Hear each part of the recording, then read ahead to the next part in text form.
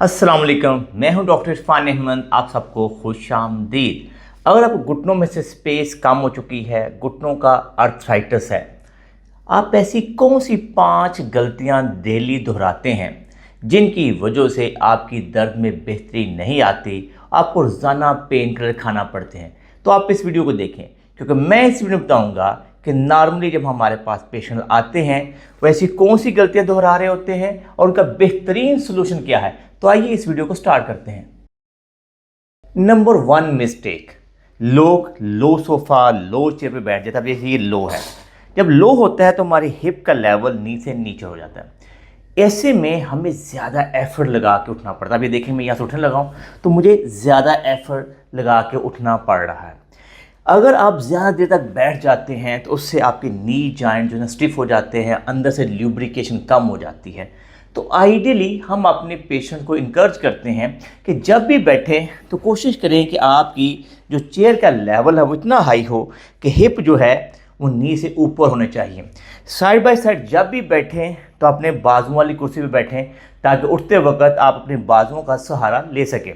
Side by side sitting के दौरान हम अपने पेशेंट को ये इनकरेज करते हैं कि आपने 10-15 मिनट 20 मिनट के बाद उठ के छोटा सा चक्कर लगा लें। अगर आपकी मजबूरी है कि ज़्यादा देर बैठे हुए हैं, जैसे आप जहाज़ में ट्रैवल कर रहे हैं, गाड़ी में ट्रैवल कर रहे हैं, तो फिर आप कोशिश करें कि हल्की हल्की अपनी जो लेग की है, नी की जो मूवमेंट है वो करते रहे ताकि आपके जॉइंट के अंदर ल्यूब्रिकेशन रहे, जॉइंट स्टिफ ना हो और जो लिगामेंट्स हैं, जो कैप्सूल है, और वो एक्स्ट्रा टाइट ना हो जाए। तो अगर आप इस टिप को फॉलो करेंगे तो नी आर्थराइटिस की वजह से, ज़्यादा देर बैठने की वजह से, लो सोफा बैठने की वजह से आपको दर्द आती है, वो मिनटों में ख़त्म हो सकती है। नंबर 2 मिस्टेक, अक्सर हम लोगों से पूछते हैं कि जब आप सुबह सो के उठते हैं तो क्या हाल होता है। तो लोग ये कंप्लेन करते हैं कि सर, एक तो रात के वक्त ही जब हम सोते हैं हमारा नी एक घुटना जब दूसरे घुटने के ऊपर आता है, आपस में टच करता है तो उसे दर्द हो जाती है, और जब सुबह सो के उठते हैं तो हमारे घुटने में शदीद दर्द हो जाती है। इसका बहुत आसान और सिंपल हल है। ये देखिए, जब हमारा एडवांस नी आर्थराइटिस हो चुका होता है तो जो जॉइंट है, जो हड्डियां हैं, वो टेंडर हो चुकी होती हैं, वो आपस में एक दूसरे हार्ड सरफेस को बर्दाश्त नहीं कर सकती। उसका बहुत सिंपल और सादा हल है कि आप एक सॉफ्ट कुशन लें। रात के वक्त जब आप साइड पे लेटते हैं तो दरमियान में कुशन रखें और दूसरी टांग को इसके ऊपर रख लें। एक बहुत आसान और सादा तरीका है जिससे आपका नी आपस में प्रेशर में नहीं आएगा, नी आपस में टच नहीं करेगा और आपकी नी में पेन नहीं आएगी। एक टेक्निक ये हो सकती है। दूसरी टेक्निक ये हो सकती है, आराम से जब लेटें तो अपनी लेग को क्रॉस कर लें, और 2 तकियों का इस्तेमाल इसमें ज़्यादा बेहतर रहता है, क्योंकि साथ है कि आपका नी, ये देखिए, आप यहाँ पे अपना दूसरा तकिया रख सकते हैं। 3 तक उस तरीके से भी आप लेट जाएंगे तो उससे भी आपका नी क्लियर हो जाएगा, दूसरी लेग पीछे रोल कर जाएगी। ये नॉर्मली अगर चाहे आपका नी रिप्लेसमेंट हुआ है, नी की कोई सर्जरी हुई है, तो ये टेक्निक बहुत हेल्पफुल होती है जिन लोगों में भी घुटने में दर्द आती है। लेकिन स्पेशली अगर आपका नी आर्थराइटिस है तो फिर लाजमी तौर पे आप इस प्रिकॉशन को फॉलो करें ताकि ये गलती ना दोहराएं कि रात के वक्त दोनों घुटने आपस में टच करें और उसकी दर्द हो और डे टाइम आपके लिए मुश्किल हो जाए। तीसरी गलती, चाहे आपकी उम्र 50 साल है, 60 साल है, 70 साल है, 80 साल है, 90 साल है, आप खातून हैं या मर्द हैं, आपको घुटने का अर्थराइटिस है और आपको नी रिप्लेसमेंट की भी ज़रूरत है, और अब आपसे चला नहीं जाता है, लिम्प होता है, हम बार बार अपने पेशेंट को इनकरेज करते हैं कि मेहरबानी करके एक स्टिक है, इसका इस्तेमाल कर लें। स्टिक का साइंटिफिकली बात ये प्रूवन है कि जब आप स्टिक का इस्तेमाल करेंगे तो 5% बॉडी वेट जो है वो आपके घुटने से अनलोड हो जाएगा, घुटने के ऊपर स्ट्रेस नहीं पड़ेगा और आपकी पेन में कमी आने के चांसेस बहुत बढ़ जाते हैं। लेकिन लोग इस बात को फॉलो नहीं कर रहे होते। ये देखिए कि स्टिक उसी वक्त सीखी जा सकती है जब आप बार बार प्रैक्टिस करेंगे, वरना स्टिक के साथ गिरने के चांसेस भी बढ़ जाते हैं। अगर फर्ज करें आपके लेफ्ट नी में पेन है तो आपने करना क्या है कि एक तो स्टिक की अपनी हाइट जो है अपने रिस्ट लेवल पे लेके आए, इसको यहाँ पे एडजस्ट करें। सेकंड, आपने ये करना है कि आप ये ध्यान रखिए कि यूँ मैं खड़ा हूँ, स्टिक आगे जाएगी, मेरी लेफ्ट नी में शदीद पेन है, मेरा बायां घुटना आगे गया, उस वक्त आप ये गौर करेंगे तो स्टिक जो है वो वजन ले रही है आपके घुटने के हिस्से का कुछ, यानी कि 2 लेग बन गई हैं, तो फिर आपका दूसरा पाँव आगे चला जाएगा। तो स्टिक बायां पाँव दायां पाँव। और अगर आपको दोनों घुटनों में शदीद दर्द है तो आप किसी भी हाथ में जो आपका डोमिनेटिंग हैंड है, नॉर्मल लोगों का राइट हैंड ही डोमिनेटिंग होता है, तो उसके अंदर आप स्टिक पकड़ के आप इसको चलेंगे तो उससे भी आपकी दर्द में कमी आएगी।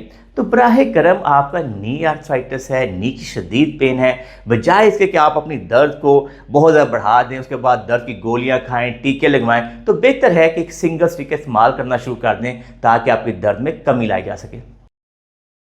नंबर 4 मिस्टेक जो कि बहुत कॉमन है, आपको घुटने में आर्थराइटिस है और उसमें दर्द है, लोग स्ट्रॉन्ग पेन किलर खाना शुरू हो जाते हैं, जैसे कैफ्लेम खा ली, वोरन खा ली, टोनोफ्लेक्स पी खा ली, और जब वो दर्द अब साजिर को उसने दर्द छुपा दिया, अब आप क्या करेंगे कि शादी का फंक्शन अटेंड कर रहे होंगे, आप क्या करेंगे बाजार जा रहे होंगे, आप क्या करेंगे शॉपिंग करें होंगे, अब वापस आएंगे आप कहेंगे मेरे घुटने में दर्द बढ़ गई है, मेरे घुटने में सूज गया है, मेरा घुटना अकड़ गया है। तो ये ध्यान रखिए कि हम स्ट्रांगली इनकरेज करते हैं कि अगर आपका नी आर्थराइटिस है, नी की पेन है, तो दर्द की गोली खा के आपने कोई काम नहीं करना। दर्द की गोली खा के बेहतर होगा रेस्ट करें। अगर आपकी बहुत ही मजबूरी है तब आप दर्द की गोली खा के कोई फंक्शन, कोई शादी का फंक्शन अटेंड कर लें, कहीं चले जाएं, वरना आइडियली आप ऐसी हरकतें ना करें, क्योंकि ऐसे सूरत हाल में देखा है कि जब दर्द की गोलियां खाते हैं तो दर्द को छुपा देती हैं और आप ज़्यादा लोड डाल देते हैं, नी को और ज़्यादा यूज़ कर लेते हैं, उसके बाद आपकी नी की पेन बढ़ जाती है, आपका जो आर्थराइटिस है वो भी तेज़ी से बढ़ना शुरू हो जाता है। तो मैं उम्मीद करता हूँ कि जिन लोगों को भी नी पेन है, जिन लोगों को भी नी आर्थराइटिस है, वो दर्द की गोलियाँ खा के कम अज़ कम बाहर नहीं जाएंगे।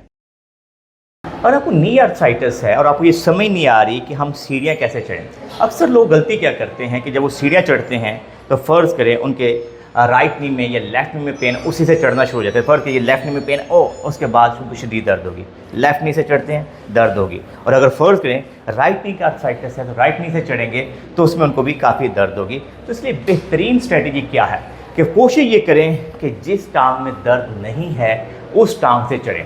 फ़र्ज़ करें मेरे राइट नी आर्थराइटिस है तो प्रेफरेबली मुझे रेलिंग का सहारा लेके, स्टिक का सहारा लेके लेफ़्ट नी से चढ़ना चाहिए, लेफ़्ट नी से चढ़ना चाहिए कि good leg goes to haven.